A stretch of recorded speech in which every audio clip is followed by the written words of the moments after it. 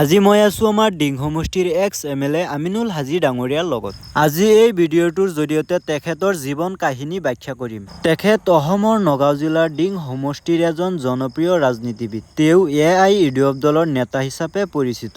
আমিনুল ইছলাম প্ৰথমবাৰৰ বাবে 2011 চনত ডিং বিধানসভা সমষ্টিৰ পৰা MLA নিৰ্বাচিত হয়। তাৰ পিছত 2016 আৰু 2011 চনৰ নিৰ্বাচনতো জয়লাভ কৰি একেৰাহে তিনিবাৰ MLA হয়। তেখেতৰ জন্ম 13 জুলাই 1972 চনত হৈছিল। তেখেত গুৱাহাটী বিশ্ববিদ্যালয়ৰ পৰা MA ডিগ্ৰী লাভ কৰিছিল আৰু ৰাজনীতিৰ আগতে সমাজ সেৱামূলক কাম-কাজতো জড়িত আছিল। ডিং অঞ্চলত শিক্ষা, পদঘাট আৰু জনসাধাৰণৰ সমস্যাৰ বিষয়ে সক্ৰিয়ভাৱে মাত মেলাৰ বাবে তেওঁ বহু লোকৰ মাজত জনপ্ৰিয় লাভ কৰিছিল। 2011 চনৰ পৰা 2026 চনলৈ ডিং সমষ্টিৰ প্ৰতিনিধিত্ব কৰিছিল। 2026 চনৰ অসম বিধানসভা নিৰ্বাচনত ডিং সমষ্টিত AIUDFে আন প্ৰাৰ্থী দাঙি ধৰে আৰু সেই নিৰ্বাচনত মেহবুব মুখতাৰ বিজয়ী হয়।